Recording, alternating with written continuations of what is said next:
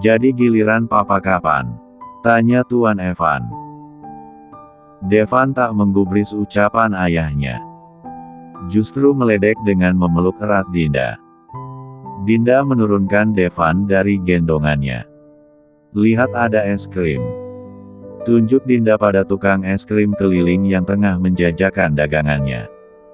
Devan mengerti dengan ucapan Dinda. Membalikkan tubuhnya menghadap Tuan Evan. Dengan menjulurkan tangannya Devan tersenyum, "Pa, mana uang?" "Oh." Gegas Tuan Evan merogoh dompetnya di saku celana. Mengeluarkan selembar uang merah gambar Soekarno-Hatta. "Papa mau es krim rasa apa?" tanya Devan. "Kau tanya Mama dulu saja. Mama sudah pasti mau yang coklat. Iya kan, Ma?" Dinda tersenyum, lalu mengacak-acak rambut kepala Devan dengan gemas. Pintarnya anak Mama. "Jadi Papa mau rasa apa?" "Papa mau rasa vanila aja deh." "Oke. Tunggu ya." Tuan Evan dan Dinda menatap kepergian Devan dengan bangga.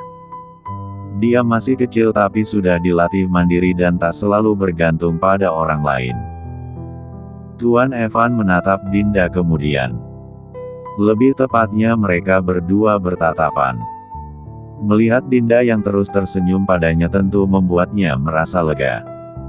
"Jadi," Dinda gegas memeluk Tuan Evan dengan erat, "aku sudah tahu semuanya.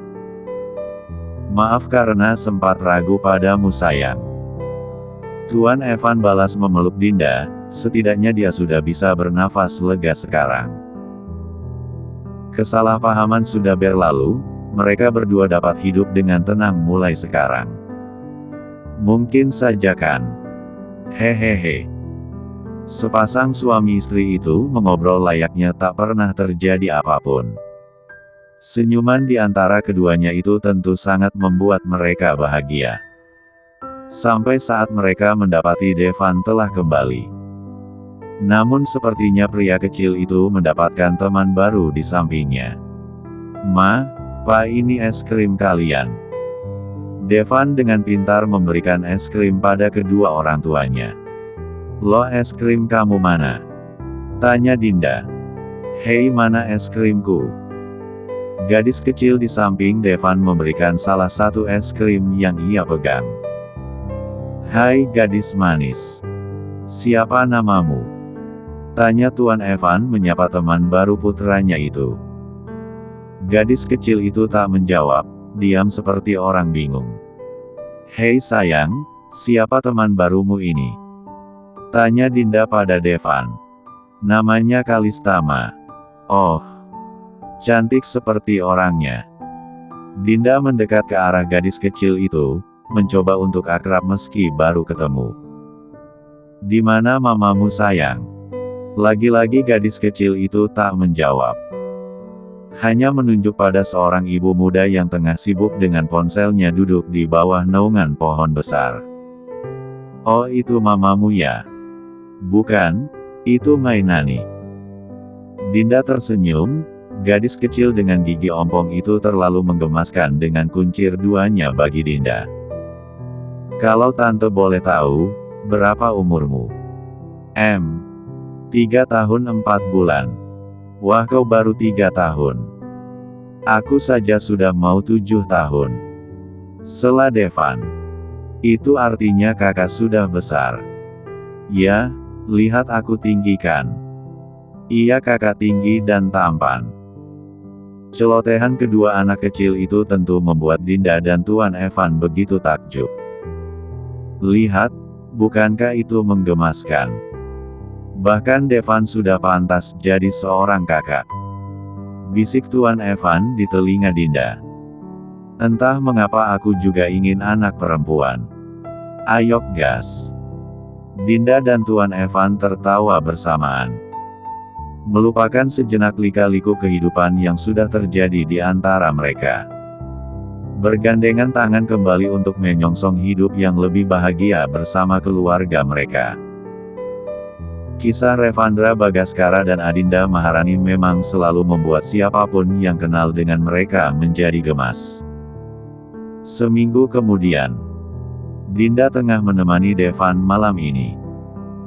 Menjadi guru privat dadakan untuk membantu Devan mengerjakan pekerjaan rumahnya. "Gambar apa sayang?" "Ini gambar pemandangan," kata bu guru suruh gambar pemandangan. "Wah, ini siapa?" Tunjuk Dinda pada sosok yang digambar putranya itu. "Ini Devan, dan yang cewek ini Kalista Ma." "Kalista?" "Iya, teman baru Devan. Kalian masih sering bertemu?" "Tentu saja. Setiap hari kita bertemu." Dinda terkekeh mendengar jawaban polos Devan. "Ma, apa Devan boleh menikah dengan Kalista?" Seperti papa dan mama, Devan juga menyayangi Kalista. "Apaan sih, masih kecil sudah main bilang menikah. Kasurmu saja masih bau ompol.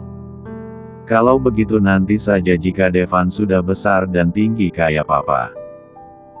Dinda mengusap kepala putranya dengan lembut, "Kalau begitu kau boleh sayang. Siapapun pilihanmu kelak, pasti mama akan merestui. Asal kalian saling mencintai, itu sudah cukup untuk mama. Seperti mama mencintai papa." "Iya, cinta tulus seperti yang papa berikan pada mama. Mama berharap kelak kau akan tumbuh seperti papa. Pintar dan berani. Juga kuat dalam menjalani setiap ujian beratnya. Papa orang yang bertangan dingin, kemampuannya dalam mengolah bisnis patut diacungi jempol. Jadi kau harus belajar dari papa mulai sekarang. Karena semua ini nantinya akan diteruskan olehmu sayang." "Iya Ma. Sudah lanjutkan lagi gambarnya. Mama mau lihat papa sebentar." Sementara itu Tuan Evan tengah bersama dengan Rendra. Duduk santai berdua di atap menikmati pemandangan langit malam. "Tuan jadi bagaimana? Apa kita hanya diam begini melihatnya menggila?" tanya Rendra khawatir. Tuan Evan hanya sibuk memandangi langit tanpa bulan itu. Mata sendunya dengan kening berkeriput serta kantung mata yang menghitam. Sudah tentu beban itu terasa berat ia topang selama ini. "Aku sudah berusaha Rendra. Semua kemampuanku aku kerahkan. Meski dia bukan adik kandungku. Tapi aku menyayanginya. Aku bersamanya sejak ia lahir. Lalu bagaimana caranya aku menghentikannya?" Rendra tampak menghela nafas, melihat Tuan Evan yang sudah tak sekuat dulu tentu membuatnya khawatir. Terlebih memiliki suatu penyakit yang ia sembunyikan sejak lama. "Kau tahu Rendra, umurku sudah hampir kepala 5. Tapi lihatlah, putraku masih terlalu kecil. Dengan kondisiku yang seperti ini, apa mungkin aku masih bisa melawannya? Bahkan kau yang lebih tahu keadaanku Rendra. Orang-orang kita saja sudah banyak yang membelot padanya. Jiwa muda dengan ego tinggi, siapa yang tak ingin memujanya? Tuan tidak boleh pesimis begini. Anda orang paling kuat yang pernah aku kenal." Tuan Evan menepuk pundak Rendra pelan, "Sudah waktunya bagiku untuk beristirahat Rendra. Aku sudah tak ingin berkutat dengan dunia bisnis yang kejam. Aku sudah muak dengan semua pertumpahan darah ini. Sudah cukup bagiku, aku ingin menikmati sisa hidupku dengan tenang." "Lalu apa Tuan akan membiarkan dia menguasai aset keluarga Bagaskara?" Tuan Evan tersenyum kecil mendengar kekhawatiran Rendra. Kemudian menatapnya lekat. Seperti roda yang terus berputar pada porosnya. Dunia bisnis akan semakin gila mengikuti perkembangan zaman. Aku sudah kalah dengan tubuhku yang tak memungkinkan lagi. Kau yang jadi saksiku Rendra, bagaimana aku kehilangan semua orang yang aku sayang. Termasuk Dinda selama 6 tahun. Aku tak ingin mengorbankan lagi kebahagiaan keluargaku. Setidaknya tunggu sampai putraku dewasa. Meski Daniel sekarang menguasai sebagian besar aset keluarga Bagaskara, tapi aku yakin jika dia tak akan bisa menikmati itu semua selamanya. Bagaimanapun darah Bagaskara tak mengalir di tubuhnya. Putraku lah yang memiliki garis keturunan keluarga Bagaskara. Masa kejayaan Tuan Evan sudah hampir selesai. Tapi aku yakin, suatu saat kejayaan Tuan Evan akan menurun pada Tuan Devan. Putraku akan merebut kembali haknya dengan berani. Darah Bagaskara yang kuturunkan akan membuatnya berani membalas dan merebut semua yang telah direbut. Aku sangat yakin itu, Rendra. Tapi, saya sungguh tak rela, Tuan. Jangan khawatir, meski aset Bagaskara direbut olehnya. Aku juga tak sebodoh itu. Diam-diam aku sudah membeli aset atas nama Dinda. Jadi Daniel tak akan mungkin bisa menyentuhnya. Benarkah, Tuan? Kalau begitu saya bisa merasa lega sekarang. Kau tenang saja. Semua aset milik istriku itu bisa menghidupi kami setidaknya sampai Devan dewasa. Sampai ia siap untuk berani maju melawan semua pengkhianat itu. Putraku akan datang padanya. Jadi kau berhentilah khawatir. Istirahatlah mulai sekarang. Kau bisa membuka lembaran baru, seperti menikah misalnya. Saya tak ingin menikah, Tuan. Bagi saya mengabdi padamu itu suatu kewajiban yang harus aku lakukan. Izinkan saya untuk tetap berada di sisi Tuan. Tapi, saya memohon Tuan. Baiklah, kau boleh tetap tinggal. Namun, sekarang kau tak bertanggung jawab untuk diriku. Mulai sekarang kau bertanggung jawab untuk keselamatan putraku. Dampingi dia sampai dia benar-benar siap. Baik, Tuan. Hatiku merasa lega, hidup tanpa beban memang menyenangkan. Kalau begitu aku akan melihat Dinda dulu. Tuan Evan beranjak untuk pergi. Meninggalkan Rendra yang masih terdiam di tempatnya. Aku janji, aku tak akan mati sampai kejayaan Tuan kembali. Dan aku akan melindungi Tuan muda dengan nyawaku sendiri. Batin Rendra. Tuan Evan pergi ke kamar kala tak menemukan Dinda di kamar Devan. Melihat putranya yang sudah tidur lelap, ia langsung berpikir jika Dinda pasti sudah kembali ke kamar mereka. Benar saja, Dinda tengah duduk membelakangi pintu masuk. Sayang. Tuan Evan begitu terkejut kala melihat Dinda yang tengah menangis. Sayang, kenapa? Tak menjawab apapun, Dinda gegas memeluk Tuan Evan dengan begitu erat. Maafkan aku, sayang. Ucap Dinda lirih. Maaf untuk apa? Kau tak berbuat kesalahan apapun. Tentu saja aku salah. Aku selalu mengeluh tentangmu. Padahal kau selalu melakukan yang terbaik untukku. Tolong maafkanlah aku yang bodoh ini. Dengan sesenggukan Dinda berucap. Melihat Dinda yang teramat sedih, tentu membuat Tuan Evan iba. Aku memang tak tahu apa kesalahanmu, sayang. Jadi kau tak perlu meminta maaf. Aku mendengar pembicaraanmu dengan Rendra di atap, sayang. Tuan Evan melepaskan pelukannya, membelai wajah Dinda dengan mesra. Kap.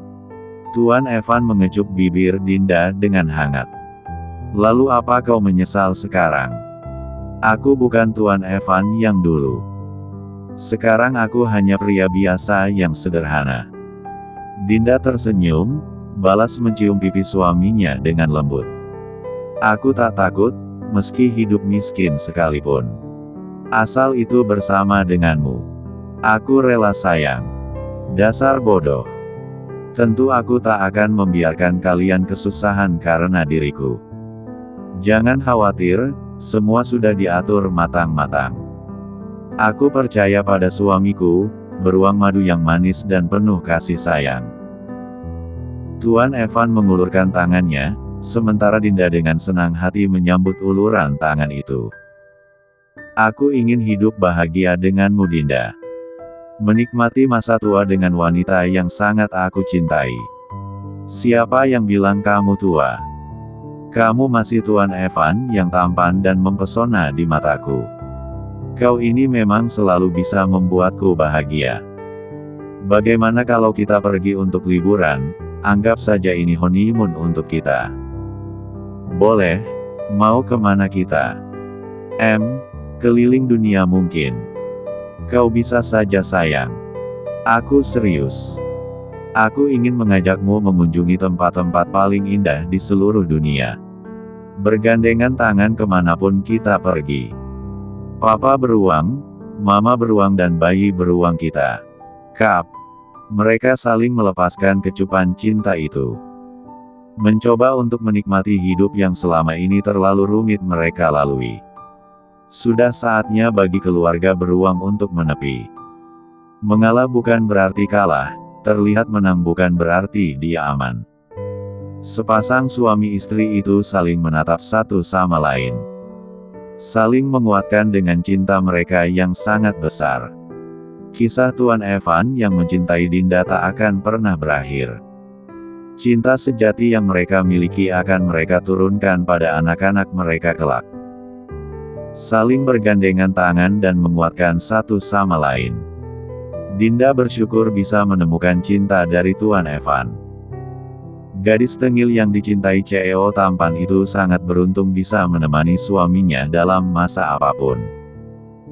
Tongkat estafet kepemimpinan Tuan Evan akan berpindah tangan pada putra sulungnya. Keberanian dan kecerdasan yang juga akan ia wariskan pada Devan.